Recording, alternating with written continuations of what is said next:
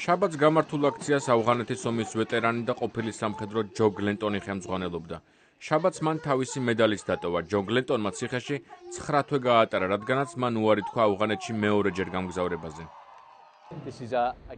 ეს არის წინააღმდეგობის გაწევის და ომისადმი ხალხის ზიზღის კიდევ ერთი მაგალითი, რომლისგანაც ჩვენ სახე უნდა დავიცვათ. ავღანეთში დიდ ბრიტანეთს 9000 ჯარისკაცი ყავს, ყველაზე მეტი შეერთებული შტატების შემდეგ. ომის დაწყებიდან უკვე 300-ზე მეტი ბრიტანელია დაღუპული. მსხვერპლის ზრდა კი მოსახლეობის აზრს ომის საწინააღმდეგოდ განაწყობს.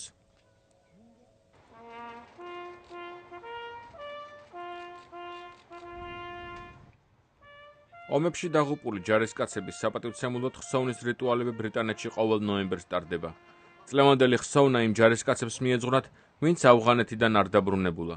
პრინცი ჰარი, რომელიც ავღანეთში მსახურობდა, დასავლეთ ლონდონში ხსოვნის ბაღში გამართულ შეკრებას დაესწრო. 346 სხვა იქ მყოფის მსგავსად, მან თავისი მეგობრის, ჯონათან ვუდგეითის საფლავზე ჯვარი ჩაარჭო. მისი მეგობარი წელს ავღანეთში მოკლეს. ჯონათანის მამამ თავის შვილთან საუბარი გაიხსენა.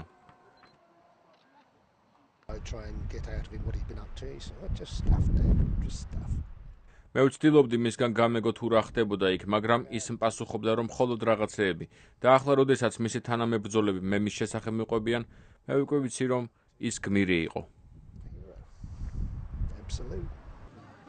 საზოგადოების მხრიდან ბრიტანეთის არმიის მხარდაჭერა მაღალია. მათი ხსოვნის ეს მინდვრები კიდევ ერთი მაგალითია მათ დამიმპატივისცემისა, თუმცა იმ კონფლიქტისადმი მხარდაჭერა, რისთვისაც ისინი ავღანეთში იბრძვიან, რასაკვირველია გაცილებით დაბალია. საზოგადოებრივი გამოკითხვების თანახმად მოსახლეობის 70% დარწმუნებულია, რომ ეს წაგებული ომია. ისიც გასათვალისწინებელია, რომ ბრიტანელებს ეს ომი ძალიან ძვირი უჯდებათ, რაც ეკონომიკაზე მძიმე დაისახება. ბრიტანელები უკვე კითხულობენ იმ 8 მილიარდის შესახებ, რომელიც ავღანეთის ომშია დახარჯული. იმათ გასაგონად, ვინც ბრიტანელების უკან დაბრუნების მომხრეა, ლისაბონის ნატოს სამიზე პრემიერ-მინისტრმა დევიდ კამერონმა 2015 წელი ბრიტანული არმიის ავღანეთიდან გამოწვევის ბოლო ვადად დაასახელა.